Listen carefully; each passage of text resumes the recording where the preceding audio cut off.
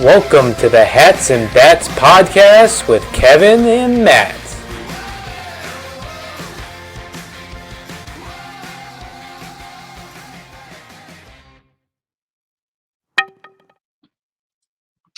Welcome to episode 10 of the Hats and Bats podcast. Today is Episode 10. Wednesday, May 29th. And Kev, I have 10 days left with kids. I know. God, that's the number for today then. I mean, that's a great number. It's a great number of podcasts to have, especially over the last couple of months. It's a great number to have with the kids, being that it is June. Love the number 10. Love the number 10 today. I'm very excited for our 10th episode. Lots of great things to talk about. Summer is upon us. Baseball, again, is just in full gear. I'm ready, buddy. I'm ready. We got some fun things to talk about today. So I hate to be the wet blanket, but I figured let's start it off with something that's a little bit more, a little sad note that happened this week in baseball. Yeah. Ronald Acuna, the poor Ronald Acuna. Yeah. I mean, for everything that's going on with the Braves this year, not having the same season that they were having, he wasn't having the same season that he had last year with his MVP. But to see him go down, to see the agony on his face, and you could just tell the way he reacted, even though he said a little bit like after it all happened, he didn't feel a pop. It didn't feel the same way as what happened in 2021. You could just tell athletes act a certain way, and you can tell when something's serious. The non-contact on it, like a delayed steal in the Yeah, it top was of the weird. first inning. He just crumbled to the ground. I mean, right away you knew this was it. This was over. And like you're saying, just another catastrophic injury for a guy who, again, especially after his MVP season last year, we were all touting as the best talent in the game. And yeah, it's just incredibly unfortunate. Even as a Mets fan, and Ronald Acuna, listen, everyone's beating up on the Mets right now. It doesn't really matter. The Braves are a rival, but you got to respect his game. You got to respect the talent he has. And right, the fact that, again, we're going to have another season of no Ronald Acuna, it's just a bummer. It's selfish too. I like watching him play because you have the power. I mean, again, his stats aren't MVP worthy this year, but he is a dynamic player that brings eyeballs to the screen. And I'm going to miss watching him because I don't know how many Mets games I'm going to watch the rest of this summer. I like watching him play. The speed, the Yeah, power, the defense, the arm, the quintessential five-tool player. Like we're cheated out as baseball fans for him not being able to play. And who knows what next year's is going to hold up. I yep. mean, I know it's not football. I know it's not the same like stress on the ligaments, but still, is he going to be ready to go at the beginning of next year? It's tough. It's bad for the sport. Yeah, it is. And one thing you definitely left out is the swagger. I mean, the character that is Ronald Acuna. And, baseball is always begging for these characters, guys like him, Fernando Tatis Jr., Juan Soto, and he's a big part of this. I mean, it's like if the NBA were to lose a player of the caliber of a Luka Doncic, it's if the NFL lost to Lamar Jackson, it's a blow. It's a blow to the league. Yeah, absolutely. I don't know about Aaron Rodgers, but yeah, maybe 15 years ago, Aaron Rodgers, sure. But yeah, no, this is not something baseball can afford. And Matt, you were just saying, what does this mean for next year? Well, if 2022 is any indication, he came back, he had 467 at bats, and he only hit 267. So yeah, we can definitely expect another regression. Going into next year as well. He's probably not going to be the same caliber player. But the one thing that baseball fans should not do is, even though the Braves lost this caliber of player, you cannot count out this Braves team. This team is still stacked. That lineup is still loaded. And just like when he tore his ACL in 2001, the Braves went on to win the World Series. There's that Ewing theory, as Bill Simmons always talks about. When a team loses their best player, how they're able to rally together and sometimes play even better because of it. The injury to Acuna is unfortunate, but the Braves are, to me, still a top team in the National League. I still think their World Series aspirations are there. And again, that's just credit to the Braves organization. You lost your ace to Tommy John surgery. You now lost your five-tool player to a torn ACL, and we're still calling you a World Series caliber team. It just hats off to the Braves and what they do. That's why they are who they are. and they're going to keep rolling, and they're not going to go away. How many teams can lose a bona fide Cy Young candidate, a bona fide MVP candidate, and you're like, okay, they're going to make do. Yep. So I heard rumors they might go after somebody like a Tommy Pham. Yep. I just can't wait for Tommy Pham to just demolish the Mets because that's the way it's always going to end up happening. Even when they made their moves in 2021, it was like, okay, like you're not going to be able to replace that production. And But they did. But they did. They And did. strangely, they did. I think they just upgrade certain roles. Like Jorge Soler provided the power. Eddie Rosario provided that, just like that impact clutch bat and like huge spots. Adam Duvall was awesome for them that year as well. Yeah, I mean, again, I trust that organization to hit the right buttons just all the time. And that's why you have winning organizations, because you have those guys at the top to make those decisions. And when they make those decisions, they work out. So yeah, other organizations can't absorb it. And I think a big reason why they can't is because they don't have those guys in the top. The Braves do. The Braves aren't going away. The Braves will still be there. So, and when you think about it, when he signed that 8-year, $100 million contract, I think everybody collectively was like, bro, you left a lot of money on the table. You got rid of a lot of your early years for financial security. It doesn't look like he made that horrible a decision now, because your family's set up for life. Yep. And again, it was a team-friendly deal, but I mean, okay, you got 2 ACLs. Yep. Who knows what you're going to be like when you come back? Exactly. I mean, you have to figure at some point those 5 tools, especially the speed tool, begins to diminish.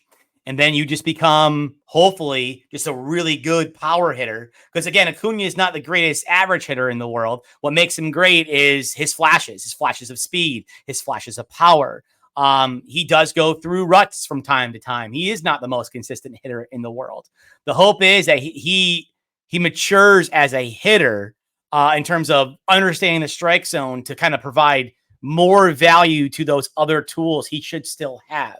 But again, that's the nature of the ACL injury. You don't know what this is going to do to a player. And now coming off 2 major ones, there's a lot of question marks there. And that's why, again, I would always sit here, like you just said, encourage players. They're offering you that money. You got to take that money. And organizations, you should be doing the same. You should be doing the same exact thing. Because the Braves right now, they should have no buyer's remorse, even despite this injury. They still got him to an incredibly team-friendly deal. They have the guys around him to absorb the blow and, again, hopefully pick up the slack with his absence. And when he comes back, hopefully he's somewhat the player he was, and it's not breaking the bank. It's just so funny. You look at, we keep bringing things back to the Mets, but these guys who've been hitting free agency, and, when you get to the offseason, those deals are not always out there for you. And you're right. Thank God he took this money, because when he were to become a free agent because of these 2 injuries, who knows what he could have lost? Who knows what he could have lost? Exactly. And he's still, so I think he signed through 26. I think there's a team or a player option for 27 and 28. I mean, as long as he comes back 85%, they're going to pick up those options. But I just always worry, because I'm a little bit of I'm a weakling mentally. Is he going to be able to trust it? You pop both knees now. Are you going to be able to be a 50 stolen base guy? Are you going to have that trust in your legs now where everything's going to stay intact? Me, I'd be like, that would always be in the back of my mind. It's not football where it's like, okay, I'm just going to run into somebody. Right. Like baseball is strictly a mental game. And if your mentals aren't there, I don't know what toll that takes on you, like overall, especially when speed is such a big aspect of his game. And you can look at it like the way the Dodgers probably look at Ohtani as well. Is, okay, we invested all this money. And yes, the plan is that he's going to come back and be a pitcher next year. But we can't sacrifice year after year of trying to bring him back as a pitcher when if he blows out his elbow again or he hurts his shoulder and now he's on the shelf and now we lose his bat. We can look at Ronald Acuna the same way as an offensive threat. Listen, having the speed is great. Who doesn't want to have a 40 homer, 50 stolen base guy as he was, last year? However, if I had to sacrifice the 50 steals for 10 so I can hang on to the 40 homers, that's something I'm going to want to do. So I do wonder if when he does come back, maybe the Braves will also be talking to him about possibly modifying his game. Like, yeah, Ronald, you can do it, but we don't want to afford to lose you again for another year. Your bat is too important to us. Your presence in the lineup is way, way, way more important to us than just your threat on the base paths. You have to weigh those things out. And I wonder again next year when Ohtani is ready to pitch again, are the Dodgers going to kind of have a similar plan? Like, yeah, we can get this going again. You rev it up, try it out. But one more major arm injury, buddy, we signed you for a 10-year deal. We need you to play a majority of those years. We can't do this every other year. So, yeah, I do wonder if the Braves are going to modify his plan. And it's freakish things that happen, too. It's not like who's going back on the ball in 21 and he pops it. Yep. And again, it was such an innocuous moment. It's like just like a sniper hit him, and you're like, what happened? So you can curtail his speed and his stolen bases. Some players are just injury prone. Like, is he one of those? It just I felt bad for him when I saw that tweet come up on what was it, Sunday night, when he just said like the sorry. It's like you can tell if you gave him truth serum, it's like when they won the World Series without you, that had to like, you're happy for the team, but I'm not a fundamental element of that. I get Here it. you've got World Series aspirations again, and then now you're on the shelf. Like that's got to play a toll on you, especially as a professional athlete. Absolutely, absolutely. First of all, let's just applaud Matt and the vernacular that he's breaking out to innocuous, curtail. I mean, I feel like we should be like sipping like, wine right now or something and sitting in some leather chairs. Do you have any other profound words you want to throw out there with the Ronald Acuna injury? I mean, open up that thesaurus, sir. I'm very loquacious, and then you sometimes flex your history bravado. So I figure sometimes I have to show my esoteric vocabulary just to qualify or quantify my profession of being an English teacher. I love it. You're doing a great job with it, buddy. Doing a great job with it. So we feel bad for Acuna. I think we also need to have a moment of silence because Kev, we lost another great one this week. Great. Absolutely. Nobody brings me more joy than Angel Hernandez. Wow, like joy. What? So Angel Hernandez. Now here's my stance on him. If you know an umpire, if you know a referee by name, that is not a good thing. But the more not true. The one thing I will is Ed Hockley. I will always remember that name because he was always so jacked. Like his muscles, right? We're always ripping through his. Now, again, can I really judge his quality of refereeing? No, I mean, nothing really sticks out. But those things stick out. So, yeah. Who's there's a major league umpire. He's the brother of a pitcher, Wolf, I think his name is. He's got absolute pythons as well. I remember seeing him behind home plate. Yep. But quantitatively, looking at the data, Angel Hernandez, based on incorrect calls, like balls and strikes, was actually like the 10th worst umpire, which again, that's not a good stat that you want to be part of, but I thought he was going to be much higher. He's the 10th worst. So it's like, okay, you're not like the bottom of the barrel. You're not the best by any means, but somebody like CB Buckner, horrible. Manny Gonzalez, another one that's awful. There's just a lot like around Angel Hernandez. Like he pulled the race card on why he wasn't getting playoff games. And it's like, sometimes, dude, you got to be a little self-aware. Like, you got to realize I'm not the top of my profession and I'm not getting these perks because I'm not good enough. Like, I understand I'm not going to get teacher of the year. I understand my limitations. I'm not going out there and be like, you're not giving it to me because I'm an Italian American. Like, that's not what I'm spewing out there. So I feel like he brought a lot of it on himself. It seems like the biggest moments, he always seemed a way to mess up. There was like a couple weeks ago, he had some, like, again, I'm going to use egregious again.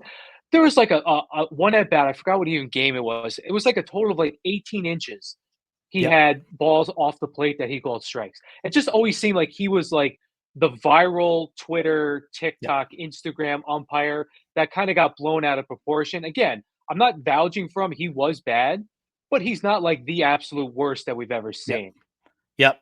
And this is why MLB is moving away from the umpires, and we're going to move to robot umpires. And the umpire union and guys like Angel Hernandez are a big part of this blame. You guys brought this upon yourselves. You didn't want to handle this. You didn't want to bring Angel Hernandez to the side and be like, dude, it's time to retire. It's time to move on. This should have been done 3-4 years ago because you've been hearing about it. You've seen it happen in the minor leagues. Robot umpires are coming because fans are tired of it because now we have the technology to get the calls right and not go through this. And yes, I get, the manager coming out of the dugout, screaming in the umpire's face. It brings an energy to the ballpark. It does bring an entertainment value. I don't want umpires to go away.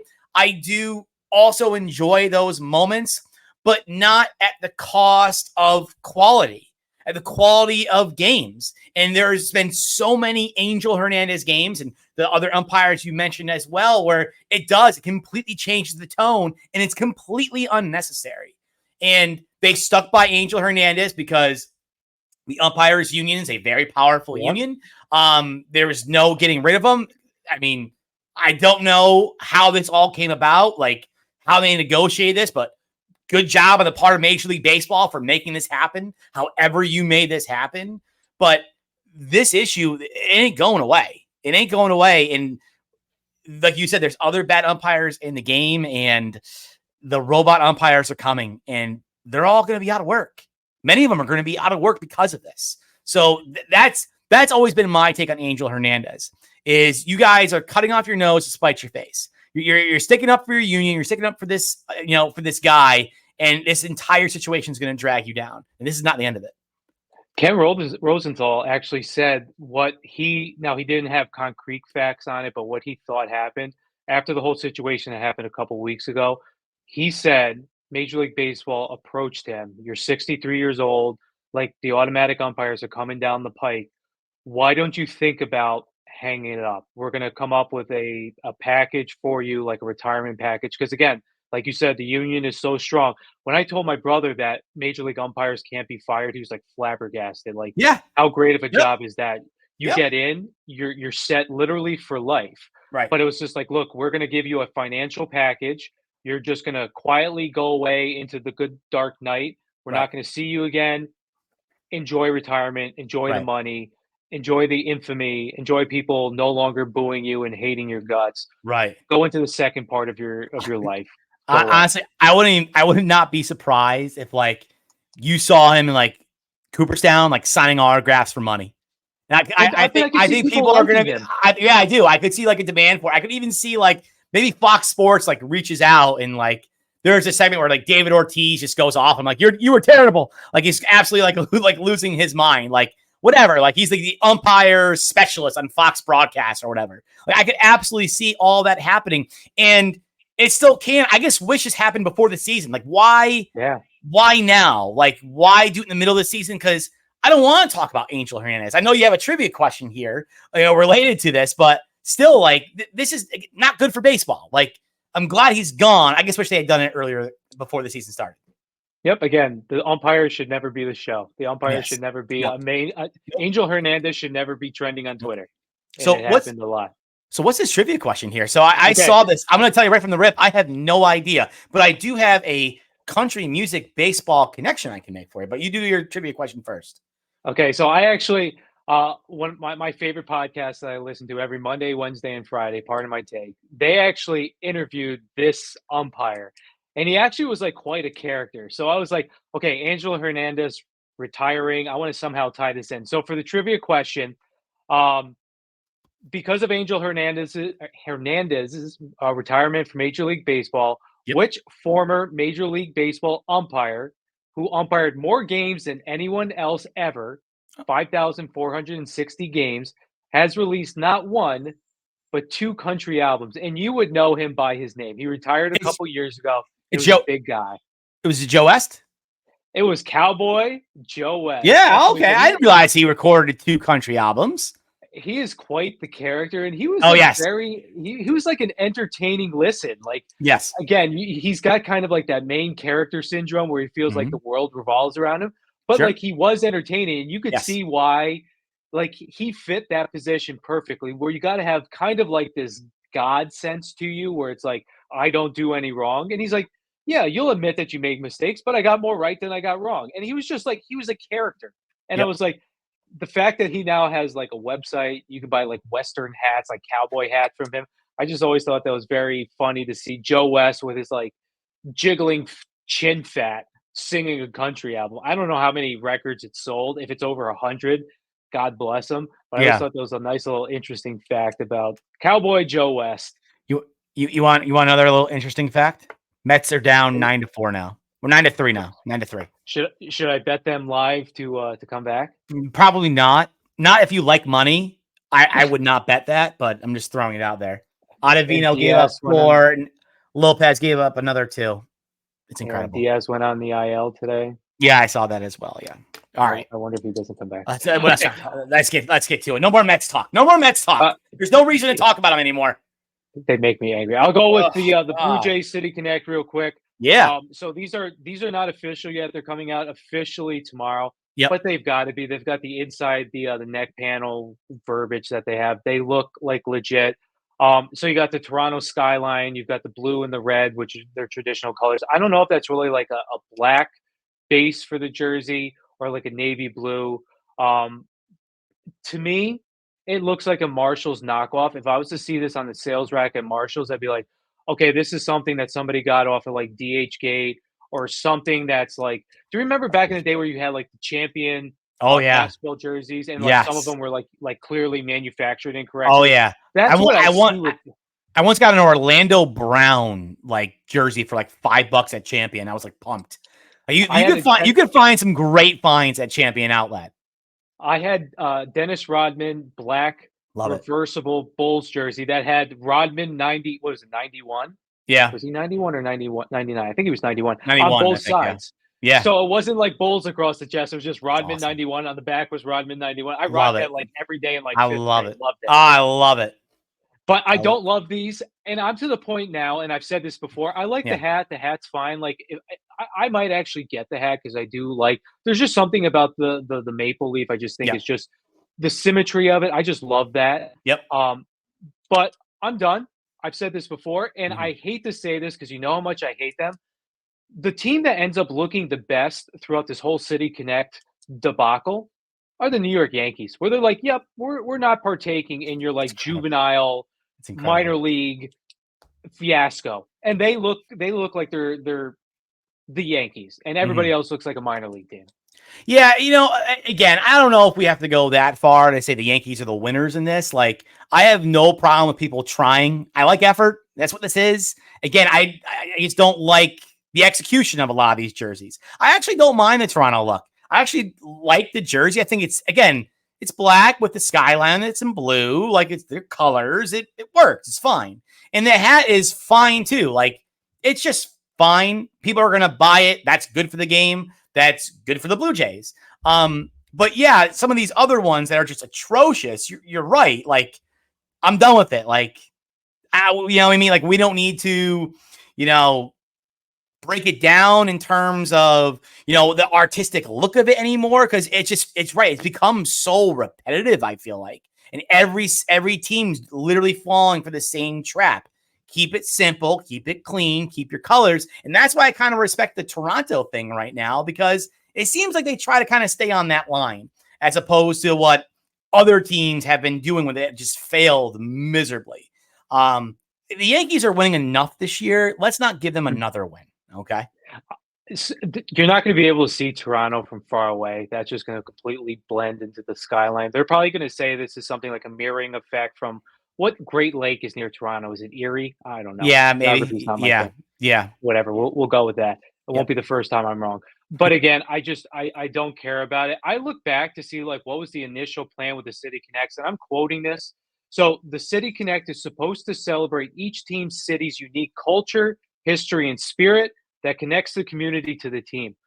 Other than really like Washington, Boston, maybe Colorado, Tampa Bay, I don't see really many of these that connect to the culture, the history, or the spirit. It just seems like, let's go with a dark color.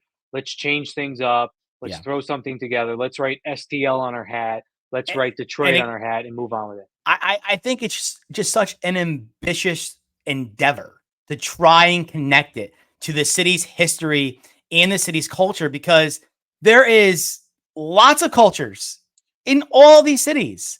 So just pick like 5 or 6 different aspects and try to merge them together. It's quite the process to try and do and try to accomplish, especially artistically.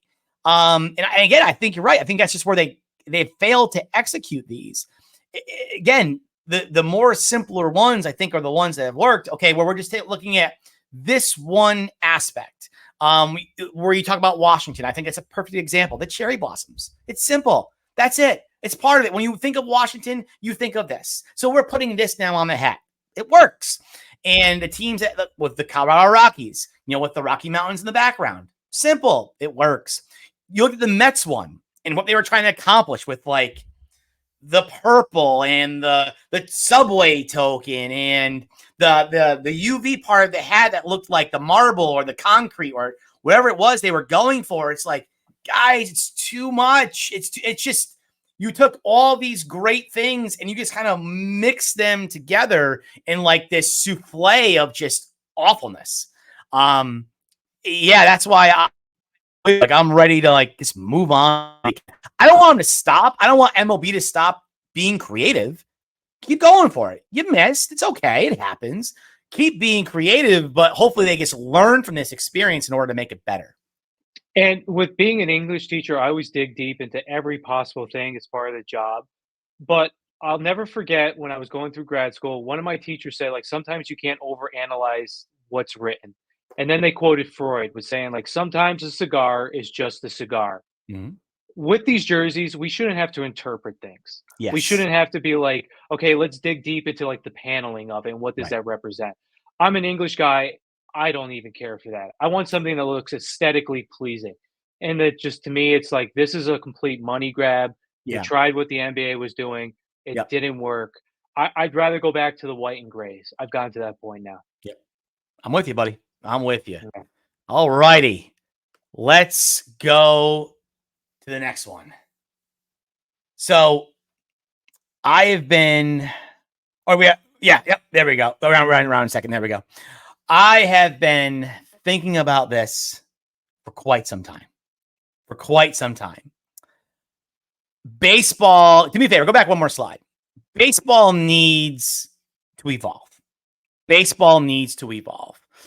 And we look at the sport of baseball and they're talking about expansion. They're talking about robot umpires, changing the pace of play. All that is good for the minor little things we want to do to the game. But in terms of marketing the game, in terms of making the game more watchable, all right, there are things I think baseball needs to start thinking about to help their sport evolve and become what the other sports they're competing with have become. There are certain ingredients that make sports like the NBA, college football, and the NFL work so incredibly well that they dominate in the ratings, they dominate in the sports talk shows. And I was thinking about it the other day, how to make baseball better and how to address what those sports do well and what baseball's still stuck in the mud with.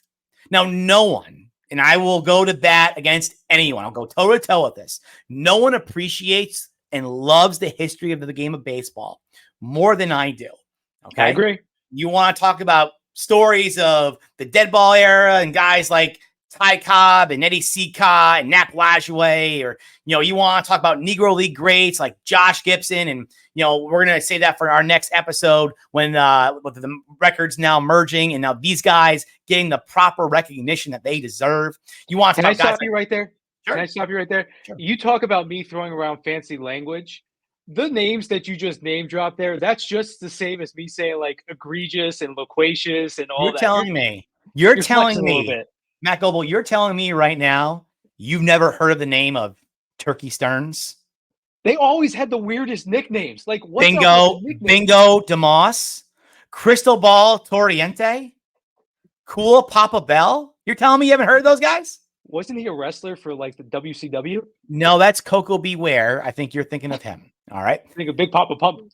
So again, no one respects the history and the traditions of this game more than me. It is embedded into our culture. It's embedded into America. However, baseball has always evolved It's always been part of the process, but there have always been people who've tried to stop it from evolving. And right now, I think you have people in good positions of power, minus Robert Manfred, who look at the sport and go, okay, it can rise to new levels, and we can't be afraid of change. So I thought of a way to help change the game. Here go the next one. Baseball needs to think about the following things. Number one, what makes baseball so great? What makes baseball so great are the rivalries. Okay. This is not the NBA. This is not a player driven league. This is a logo driven league. Yankees, Red Sox, Mets, Phillies, Dodgers, Giants. People get amped up for those games. Look at the Cubs and the Cardinals. Even when they're not good, people get amped up for those games. Every year, me and my friends at work, we try to pick one of the only 4 times the Mets and Yankees play each other in a year to go to one of those games because we're all Mets and Yankees fans. Yet, we can only watch them play together for 4 times. There's something deeply wrong about that. Baseball needs to reinforce the importance of rivalries. And rivalries throughout the history of the game have always been tied to geography, close proximities. Okay. And when I do my next podcast on the story of baseball, I'll get really in depth with the New York Philadelphia rivalry. There was also a big Philadelphia Boston rivalry as well. These cities, look at the NBA. These cities don't like each other. It's across all sports. So baseball needs to enforce that. Another thing that really hurts the sport of baseball is the cross-country travel. The baseball season's very long. It is hard to get your most passionate East Coast and West Coast fans to sign up for, hey, I'm going to leave work early to watch, a Dodger game or something like that. Or I'm going to stay up late at night on the East Coast to watch my Mets play against the Padres. It's brutal. And especially during the year, during the summer, obviously it's easier, but the games don't start until 10 o'clock. There's no chance I'm staying up that whole thing. I'm an old man. And I think even the younger generations, they're not going to stay up for it either. And yet we're traveling across country. We're still doing this stuff for regular season games that do not have a profound impact on the regular season. There needs to be less cross-country travel. Number 3, since the DH is gone, I'm sorry, American League, National League, it's a thing of the past. It doesn't matter. It's all the same league. So that should be something that we are very willing to move on from. Yes, it's part of the fabric of the game. Yes, it's part of the story of the game, but it doesn't mean it can't change. It doesn't mean it can't evolve. And the last thing is, if we can't be the NFL, can we be a little bit more like college football? Instead of divisions, Matt, let's have regions. Go to the next one. I love it too because Colin Cowherd says it all the time. Baseball is such a regional sport. Mm-hmm. You care about where you are. Like you sell the cable packages for where you are. Exactly. You're not watching like a 10 o'clock Arizona game. Like it just completely makes sense. 100%. And Matt, welcome to the new MLB.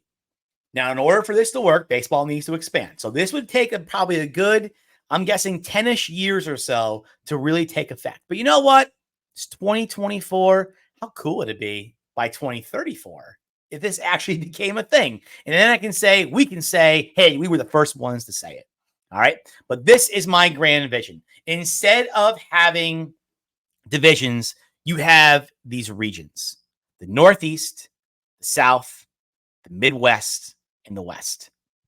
And what would happen within these regions, much like college football, okay, your regional or conference schedule takes priority. That is the most important part of your season, is you playing against those other 7 teams consistently. And because of that, now we get to reinforce the issue of rivalries and emphasize the rivalries throughout the season. And now there's always rivalry, geographically based, games always happening around MLB. The Yankees are playing the Phillies, or the Mets are playing the Red Sox, or the Mariners are playing the Giants. The Reds are playing the Twins, like something along those, or the better one, the Tigers playing the Twins, or the Tigers playing the Brewers, what have you. Those regional rivalries, I think, would really help drive the sport. And plus, it makes it easier to watch because for those fans, now you don't have to worry about, oh my God, does the game start at 4 o'clock? Does the game start at 11 o'clock? No. You find more consistency. And when you build that consistency, I think you build a better fan base. So that was my thinking with creating these regions. What are your thoughts? Do you like it?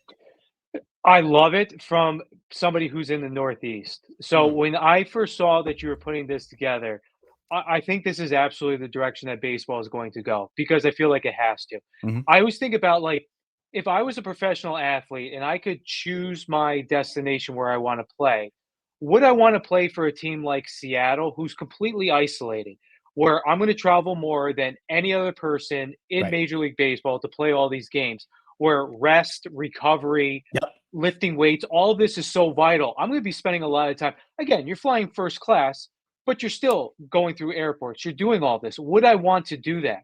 Plus, then I've got to go out to the East Coast. Plus, I've got to make all these trips. Like as a fan, when the Mets make their West Coast trips, I hate it Yep. because I'm like you said before, it's all of this. So from a Northeast bias standpoint, I absolutely love it. But then I think back to what John Fisher said at the beginning of this year when baseball, even before he started, when he talked about the move to Las Vegas and then what they're going to be doing in Sacramento. He didn't say, come watch our team. He said, come watch Aaron Judge. So if I'm the A's and I don't get that pull of the Yankees, is that going to impact my bottom line? Am I not going to be able to sell as many tickets if I'm an Oakland A's owner? Because, okay, I'm playing the Padres, I'm playing the Mariners, I'm playing the Diamondbacks. They're not the sexiest picks. The Northeast is going to be an absolute juggernaut. And I'm not even thinking from like a talent standpoint.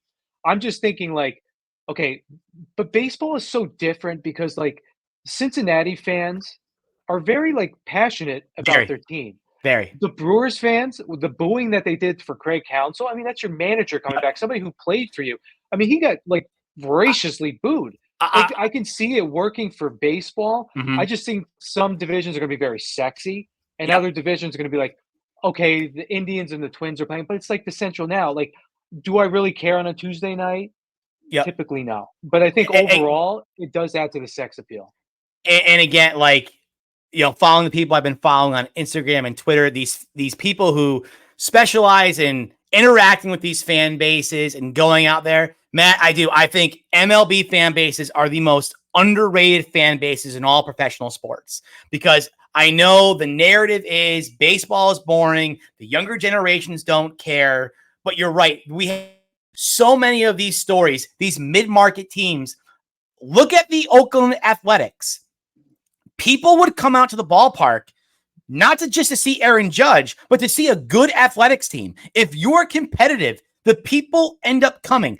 Oakland has had one of the most passionate fan bases in all of Major League Baseball for the last 30, 40 years. Again, it's just another cop-out by Fisher and these other owners who don't want to spend the money to compete. They only want to make a profit. So what this would do is, Fisher, you want to make money? You better put together a competitive team because people are not going to get to see Aaron Judge, 6 or 7 times in a year. They're going to see him 3 times a year. And we're going to get into the schedule in a second. All right. So if you're not going to make your money there, you better be spending your money to actually create a competitive team, or guess what? No profit. And that's what Major League Baseball should be forcing these owners to do. This situation here allows for that, because what I would argue is if I'm the A's is okay. First of all, the West is a juggernaut as well. I mean, you have the Dodgers, you have the Giants, you have the Mariners who are very good. But if I'm the A's, I go, okay, I can still be competitive with these other teams. The Padres are a small market team in theory. The Diamondbacks are a small market team in theory. I mean, really, the only one is the Northeast who has multiple, big spenders. The rest of them, it's all fairly competitive. All fairly competitive. So, yeah, I'm not buying that at all. I don't think what's going to bring. Here's the reality. Minus Shohei Ohtani, no casual fan that doesn't have a rooting interest in the game is probably going to come out and have that much of a vesting interest in watching any MLB player. What Major League Baseball has to make sure that they do is they keep their as many passionate fans as they have. And I think if anything, this grows that passion. I'm so glad you brought up the Brewers Cubs game this series and how the Brewer fans have been going nuts. I saw an awesome, hilarious video on Instagram about different fans basically just telling Counsell, to F off and so glad he's gone and all that. Like it's awesome to see because again, the narrative is that, Red Sox, Yankees, Cardinals, Cubs, Dodgers, Giants. Those are the only rivalries in the game. It's not true. It's not true at all. Baseball is regional. These fans do care. And there are way more awesome fan bases in the sport of baseball than the sport ever gets credit for. I think hatred sells. Like I'm thinking with the NBA, with the playoffs, when the Knicks were playing the Pacers and the Knicks went up like 2-0 on the Pacers, New York was chanting like we want Boston because there's that hatred there. Yep. Like Philly and Boston, there's a hatred between those cities. Yep. That's what sells. Or if your geography, like you're located close to each other, you develop a hatred for them because, first of all, people that root for the other team and you don't want to see them happy. Mm-hmm. You play them a lot. So if you're playing like the same teams, like, okay, we're focusing on our division, those rivalries grow. Like that's what sells, where it's like, okay, this is a team that we play 18 times. I know the players, I know the coaches, I hate them. And this is why I hate them.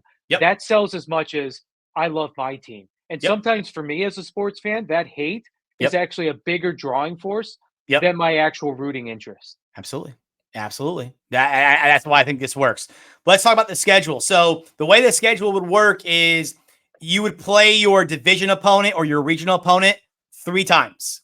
Okay. You would play those 3 times. Those would all be 3-game series for a total of 63 games. You would play your next closest regional opponent. So like the East would play the South, for example. The Northeast would play the South and the Midwest would play the West. They would play those teams 2 times each. And then you would play the other teams from the other divisions 1 time each. Each one being a total of 48 games. Comes to a 159-game schedule. 3 games less than the schedule we currently have, which we're going to need for the playoffs.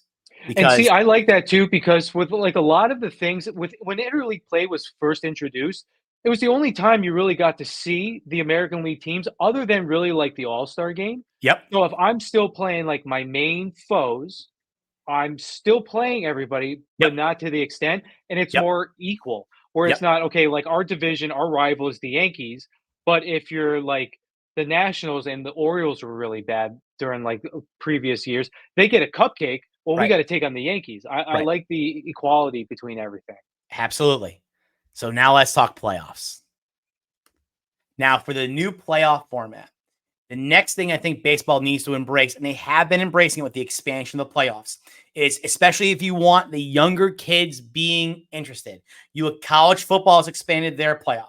The NBA has a 16-team tournament bracket. The NFL is expanding its playoff because kids grow up in travel play, and tournament play is such an important part of the development of the interest of the game. And Major League Baseball has made the necessary adjustments to make their playoffs bigger, and it's paid off. But there's still more room for growth. So what I want to do, go ahead, is I want to do. I lost everything. That's okay. I'll just talk through it. What I did was I created a 16-team tournament. There we go. What you would have happen is the top 4 teams from each division advance. The East and the South would be in one side of the bracket, while the Midwest and the West would be on the other side of the bracket. Seeding is based on overall record, and there is reseeding after each round. I love when tournaments do that. I absolutely love when tournaments do that.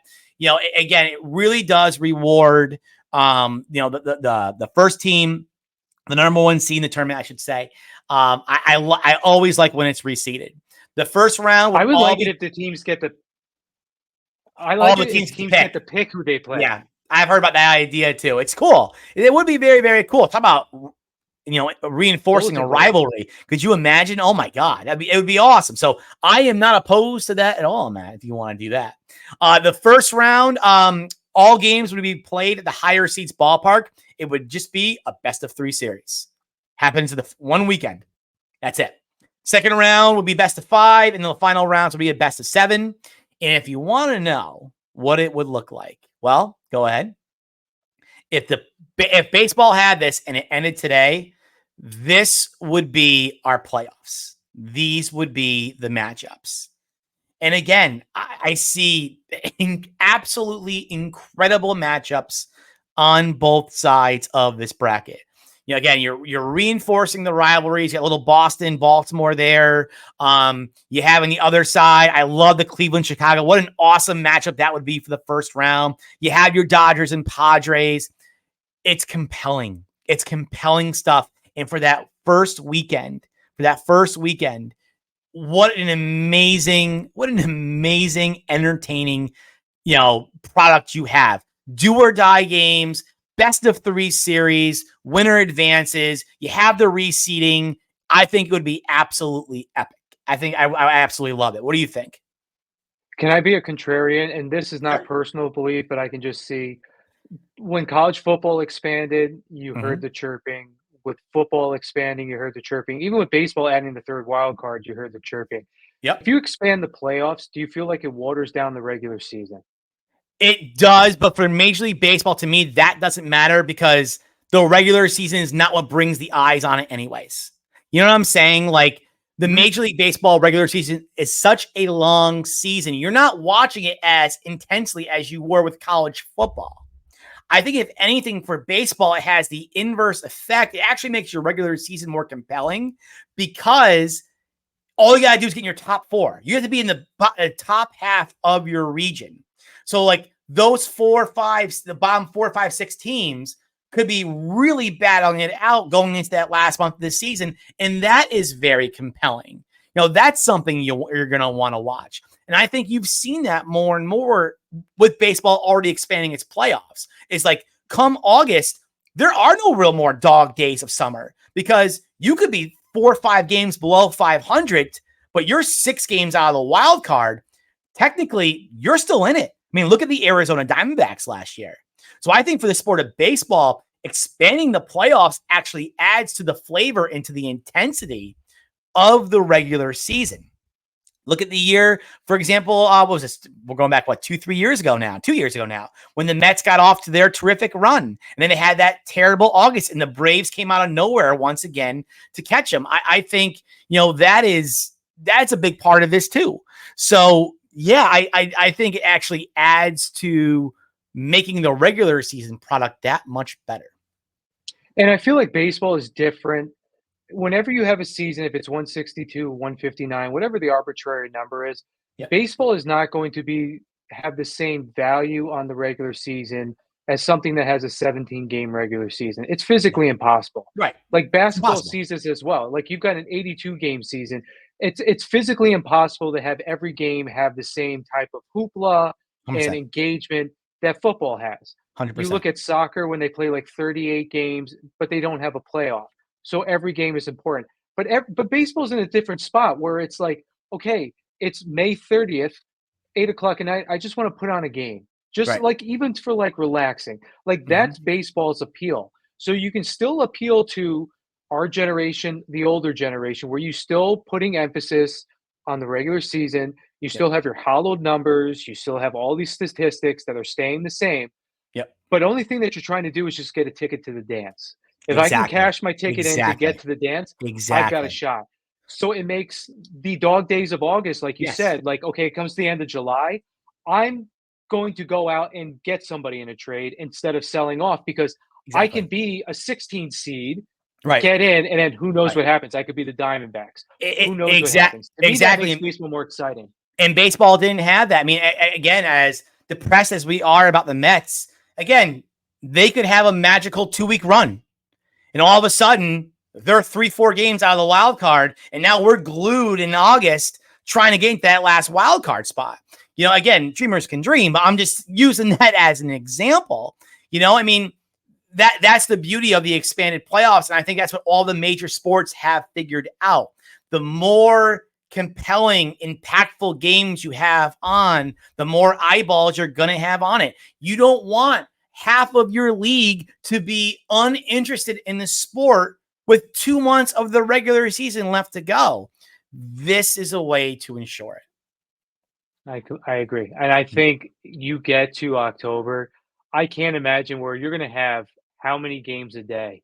It's going to be like red zone Yep. for baseball, like Yep. on crack. It could It's just be like, be amazing. it'd be insane. I completely Yep. agree. Yep. All righty. So last episode, we didn't have the time to get to this and coming home, but we wanted to finish up our all-time favorite teams. And we got the bullpens to figure out, the managers and our home ballparks, and then we can take a look at our all-time favorite team. So, Matt, let's get into it. Let's get into our all-time favorite teams here. This is how my all-time favorite team would finish you guys off. Can I just say, when we're talking about relief pitching, I know we said we weren't going to talk about the Mets anymore, but I already have PTSD going into this with the way their bullpen has been these past couple of days. So I've never really developed a relationship or a longing, or I would never buy a closer's jersey because I feel like you either what's the Batman phrase? Like you die a hero or you live long enough to become the villain. That's Yeah, I pretty love much it. other than like maybe like 5 relief pitchers in baseball history, they always seem to die a villain, and it just relievers are just so fickle. It's just it's a tough position. Okay, go ahead with yours. It is. It 100% is. But I do feel there are just certain guys, Matt. Like especially when you look at like the entrances now. Like you look at Diaz, you look at Duran and Batista. Like it's so cool. Like, but even like back then, when you think about Mariano Rivera, you know, you think about Trevor Hoffman coming out to Hell's Bells. You know, just like steal my thunder. Yeah, I'm sorry, but like you know, Charlie Sheen coming out to Wild Thing in the Major League. Like there's something about the impact reliever who comes in breathing fire and throwing fire. And to me, there was no relief pitcher of our generation that exemplified that more than Billy Wagner, especially because he was the short guy, this lefty. And when you're that small and you're a lefty, the book on you is he was supposed to be, he should have been a junk ball pitcher who barely survived. But this guy dominated, throwing heat for the Astros, the Mets, the Phillies.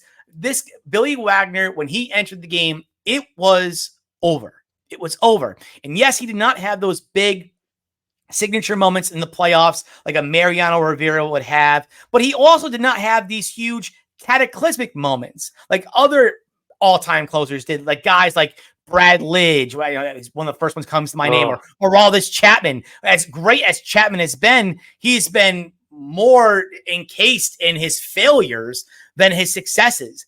Billy Wagner was not that guy. In my heart, as a small guy that I am at 5'6", my heart always goes out to the baseball players who overcame their height disadvantages and excelled at the highest level. And no one to me excelled higher than Billy Wagner. I know Mariano is the greatest of all time. I get it. I would yell that from the rooftops. But Billy Wagner belongs in a similar conversation of the all-time greatest closers. And for me, he's in that conversation.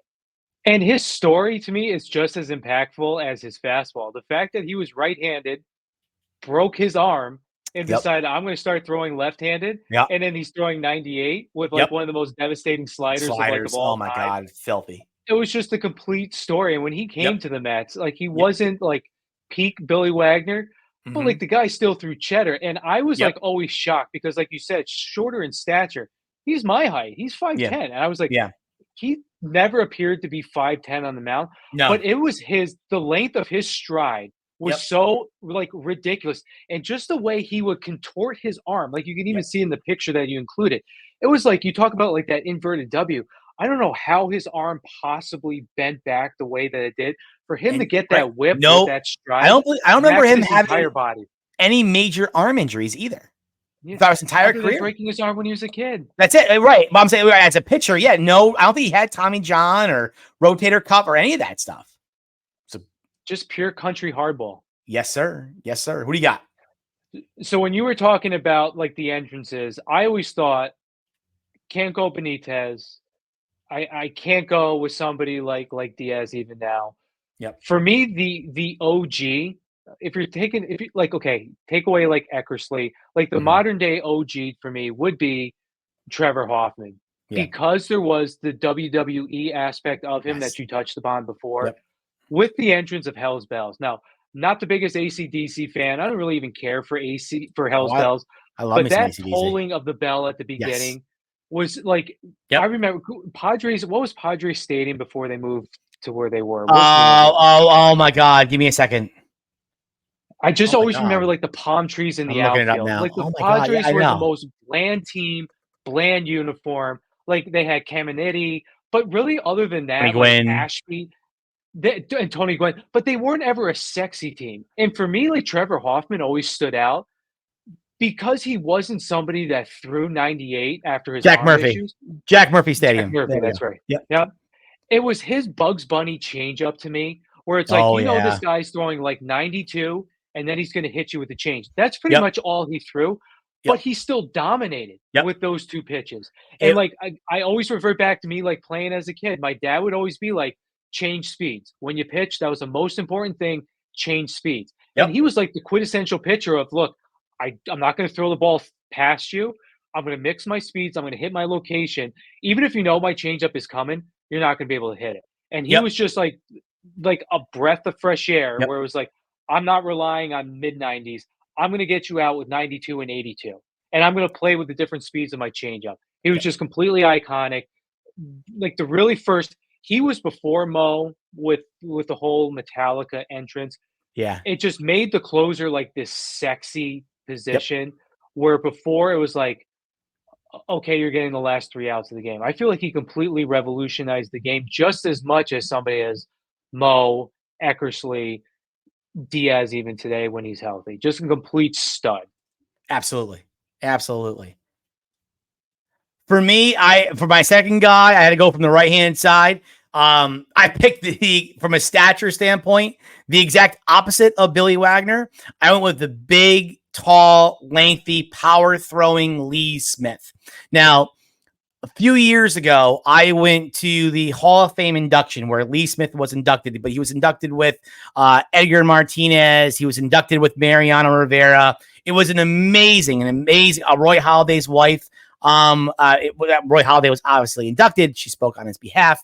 Was also part of the celebration as well. It was an amazing, amazing experience.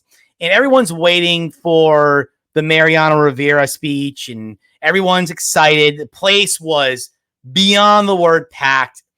And Lee Smith goes up there. Now, Lee Smith, again, was probably the least coveted guy of this group. But I will tell you, he was the most entertaining. Because I wish he had his own podcast. I would listen to it. He told phenomenal stories about his upbringing, his experience in the big leagues. What just an incredible human being. And then you go and you look at his stats, and dude, he's right-handed to Aroldis Chapman. Like, that's how he dominated the game throughout the 1980s and parts of the 1990s. And the longevity he had at that position is just way overlooked. I mean, you look at closers. Closers have shelf lives. They really do. Like the Mariano Riveras of the world, the Trevor Hoffmans, the Chapmans, and the Lee Smiths, they are a rare, rare breed. And he went through his own ups and downs throughout his career as well, but he still was able to excel at the highest level, even at an older age. I love players who, because I think we've learned that as we've gotten older. You know, we're talking about Ronald Acuna to begin this podcast, and we don't know what the next 10 years of his career is probably going to look like. And we've learned that lesson, I feel like, in the sport of baseball the hard way. Look at the likes of Ken Griffey Jr. when he signed with the Reds, and then he had those devastating injuries. You look at Frank Thomas. Frank Thomas, for example, was probably going to be one of the greatest right-handed bats of all time. I'm talking top 5 right-handed bats of all time. Those first 10 years he had with the White Sox, and then injuries took over. It is so hard to compile a 15 plus year career. And the guys who are able to do it, I have this newfound appreciation for it because it is so incredibly rare. And Lee Smith was an elite closer for 2 decades. And we're finally starting to recognize the importance of the closer position. More closers are getting into the Hall of Fame, as they rightfully should. And Lee Smith, to me, he's on the Mount Rushmore of closers, and rightfully so. He seems like a phenomenal human being. Great story. Great closer. Love the Lee Smith. I never really got to watch him play that much, but when you like look at the stats and you see like how dominant he was, Mm-hmm. if he played in today, he could play in today's modern baseball with like the stuff. Yep. I Oh, just yeah. I just missed out on him. And like Yep. when I saw that you put him, I'm like, that's very interesting to me because I did not have the respect for him that I Mm-hmm. had for other closers because I never got to see him. Same. And again, we were very young when his career was winding up. He was not the same caliber of pitcher, but I remember him making those appearances at the end of his career, and them talking about him and like saying how he used to be like this, this phenom on the mound. And while we didn't get to see it, I feel like I got to learn and experience and just appreciate what his career was and what it meant. And that's why I wanted to include him on my team. So with my last one, Mm-hmm. like I said, my relationship with closers has always been I'm just waiting for the inevitable. I'm waiting for the proverbial shoe to drop and for you to crush my soul. Every single Mets closer, I think, in the history of me being a Mets fan, has destroyed me at one point or the other. So I'm thinking back to people like Braden Looper. I'm thinking Yes. about like Aaron Heilman has probably Yep. created the deepest and darkest depression of my life was through Aaron Heilman. Even when the Mets got K-Rod, when they got Puts from the Mariners, they just never seemed to have like the guy. Even Diaz is having his struggles now. Yep. Even when he was completely dominant the year before, he wasn't. They just never seemed to really like have that guy. Benitez, you couldn't trust. Even Wagner on the Mets, like you could not trust them. Yep. The guy that I went with was not a stud by any means, but he was like one of us. So my second favorite reliever, Johnny Franco. Love it. Again, not the dominating stuff. It was the pitches that always was like, how does this guy get by? Because he was high 80s fastball. It was the screwball where I remember being like, what is a screwball? It's like, oh, it goes the opposite direction that it should go. So I'm like, oh, so it's like a changeup ish type of thing. Again, he would not be a closer today. He would be your, No. I don't even know what his Lefty splits would be. specialist. He'd probably be cast into like the lefty specialist Mm-hmm. exactly. But 100%. there was something about John Franco coming up as a young kid, having no faith in him whatsoever. But here's this little Italian guy that is going to wear his emotion on his sleeve, Yep. gave you everything he had. He was probably going to blow out of every 3 saves, he was going to blow one, and you knew Mm-hmm. what was going to happen. But there was just something different about Johnny Franco than there was with every other man. When Yep. Diaz came in, it was always like something's going to happen. When Looper came in, it was just like I'm waiting for like the end of the world. Yep. But with Franco, you didn't really get as upset, and maybe it was because I was younger and wasn't as like heated about things as I am now. But it was just something about this little lefty who did not have the best stuff, who Yep. still he ended up with 424 saves Yep. over a 21-year career. Like Mm-hmm. that is borderline Hall of Fame ish. If we can put Harold Baines in, because that's always my example. If we can put him in, John Franco to me is like the equivalent of that as a reliever. Over from the Mets, from Cincinnati, finished up in Houston. He was one of ours. He blew games, but he was one of us. He Yep. was somebody you could see sitting in the stands, and you can tell he's still respected because when he goes to the city, he's lauded. Like people love Johnny Franco. You Mm-hmm. can't say that about other Met relievers. Absolutely. Totally agree. Love Johnny Franco. Want to go on to managers? Yeah. I think you really sold that well. I think That's who he was. He was reliable even when he wasn't. I actually really, really like that definition for him. And for Mets fans who agonize over the closer position, he's definitely one of the good ones. That's for sure. Yeah, let's go to the managers here. So my manager, I went with good old Jimmy Leland. Again, I think this is a guy. I love managers who can manage in multiple different generations. And you look at smoke cigarettes while doing it, and smoke cigarettes in the dugout and chew Barry Bonds out. You know, when he wasn't acting the way that Leland wanted him to. Jim Leland was a winning manager in 3 very different generations of baseball. You look at him with the Pirates in the late 80s and early 90s. You look at him with the Florida Marlins, and you look at him with the Detroit Tigers, those Miguel Cabrera, Prince Fielder teams. Jim Leland was just an absolute rock star of a manager. I love guys, kind of like the Dusty Bakers of the world, those same type guys who just are able to steady a ship and provide maturity and, reasoning. And then, but also, what always gets overlooked with guys like Jim Leland is like, okay, well, he's old school. And, that's what we know. That's what we need. But he wasn't just old school. Yes, he had old school characteristics, but his ability to connect with players across 30, 40 years of Major League Baseball experience, that is the mark of a great coach.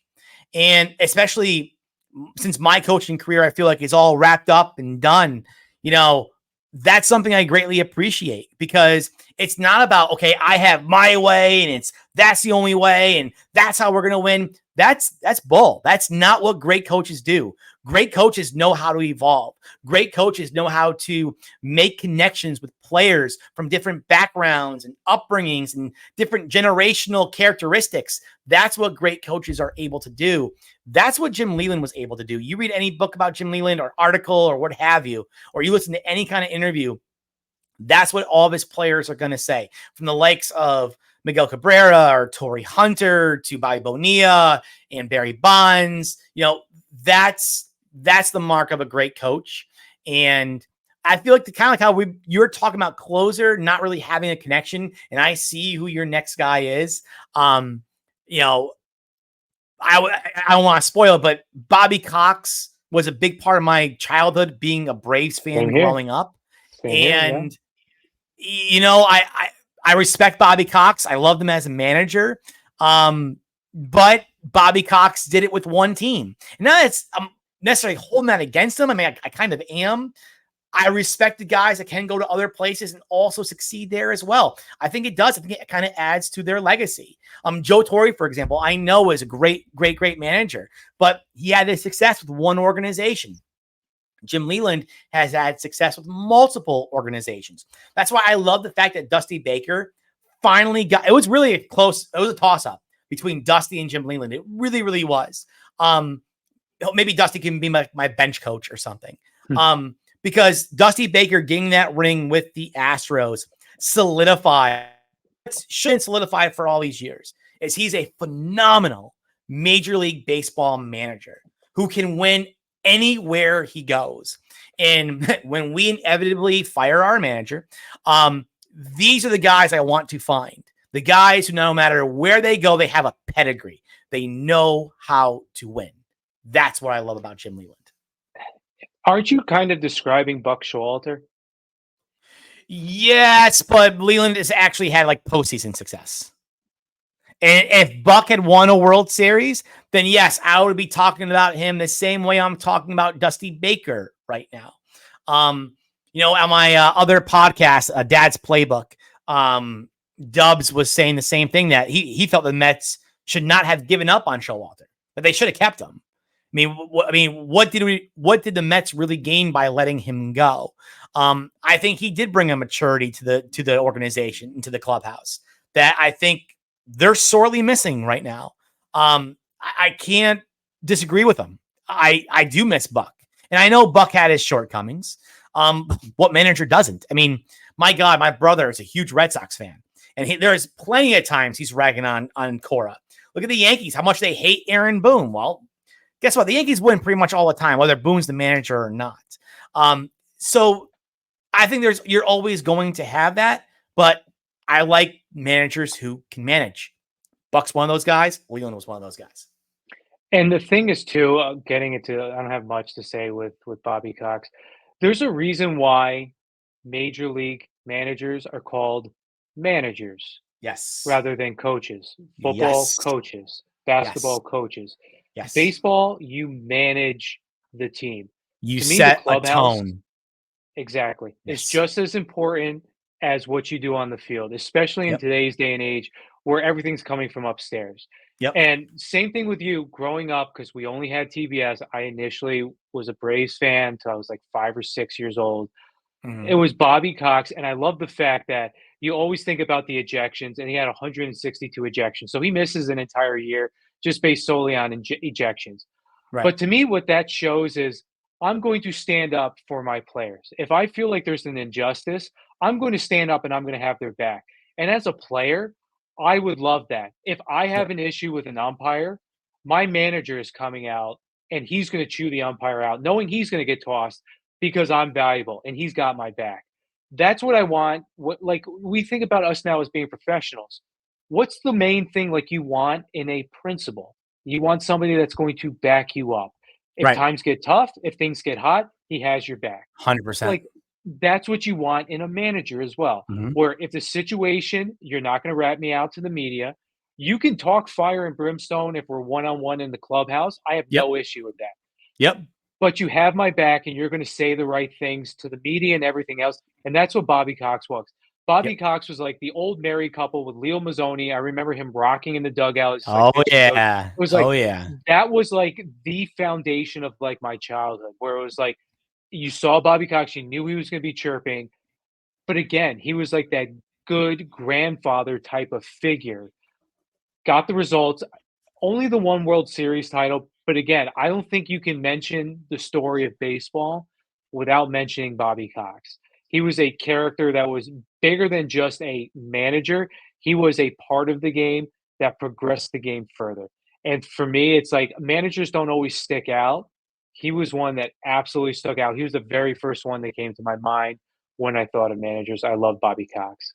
Yep. Absolutely. His players loved him too. You hear John Yes. Smoltz on Oh. broadcast all the time. Oh yeah. Like Chipper that Jones is, raves about him. Oh yeah. and Yep. that's something too, like with being a teacher, sometimes it's like, look, I will tell you things if you're not performing up to your standard. I hold you Sure. to a particular standard. I'm not going to embarrass you. I'm not going Mhm. to point the spotlight on you. But if things aren't going well, I'm going to let you know it. And then I'm going to Yep. put a hug around you. I'm going to hug you afterwards.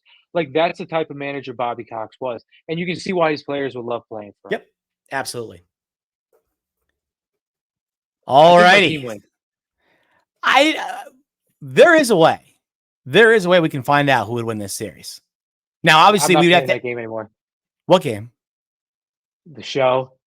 Listen, I know you were off the show, and I'll tell you, maybe again for another episode we can dive back into the show and a lot of its issues this year because I could definitely go off on that. But no, sir. Oh no, sir. The show doesn't have these kind of players, all these players in the game to even make this happen. There's no, unfortunately, Hideo Nomo, and I don't think the show is putting Ron Gant in the game anytime soon, but they should because Missed Ron Gant was opportunity. awesome. But Matt, whoa, Matt, I think you remember this game. Is there a game that could be played to simulate if these teams were to face off against one another, who would win? Is that the Stratego? It's not. Strategy? You're close. Stratomatic baseball, sir. Stratomatic, that's right. Stratomatic baseball, absolutely. Now, I do have a Stratomatic set. I don't know if I have all these players. I'll have to do some digging. But one of these episodes, I would like to dive in with you on Stratomatic baseball. And for those of you out there who do not know what Stratomatic baseball is, I can give you a little tutorial. If you are an old soul like myself and you like to sit out on your screened-in porch and put a game on and get the dice out and simulate some of the greatest matchups in baseball history, you know, if you're really cool like myself and you like to do those things, I will show you Stratomatic and what it has to offer. It is a fun old school game that I've been playing since a kid. Still playing it now. I absolutely love it. But Matt, if I have the cards for Stratomatic, I will simulate the series. Now, you have my word that my numbers will be authentic. There will not be multiple rolls. I will not jerry rig the dice in any way, shape, or form. But we can play this out, and we could even have something a little bit on the line to see who has the greatest all-time team. Are you interested, sir? I think you need to live stream it, and I think there needs to be a wager. So you don't trust me? You don't trust that I trust would you. be. I want to watch. I want to. I So think we need to wow. open it up. We absolutely can go ahead and do that, sir. And I think the wager, I mean, it's simple. Matt, what do we always wager on? I think we're gonna have to put a little hat on the line. Hat on the line. Hat on the line. Best of 7 series. What we'll do is we'll do this off the podcast here. We'll figure out the rest of our bullpens here because we're gonna probably need like at least another 5 bullpen pitchers. But we can put I have almost all of these guys. So that won't be hard to come across. The ones I do need that are left over. But we can put this together. We can make this happen, and we can see, and hopefully our audience can see who does have the all-time greatest team. Well, I'll tell you what. Let's talk some Stratomatic next week. It'll be a short little blurb just for the people out there who need to be educated on the majesty of Stratomatic baseball. What do you think? Sounds good to me. I'm in. All right. I'm game. Perfect. All right, guys. Thank you so much for tuning in to another episode of Hats and Bats. Let us know in the comments if you like our playoff idea. I know Colin Cowherd, I think you did say that Colin Cowherd did have something like this. I remember him talking about this a few years ago, setting it up more regionally. I think it might be a little bit different than Colin. I hope it's a little bit different than Colin Cowherd's. If not, then I mean, I don't want to say great minds think alike, but whatever. But definitely let us know what you think about any of our segments, anything you'd like to see, anything you want us to talk about, any other hat recommendations you may have as well. Would love to hear that as well. Give us a shout out, please. And we will see you guys next time. Laters.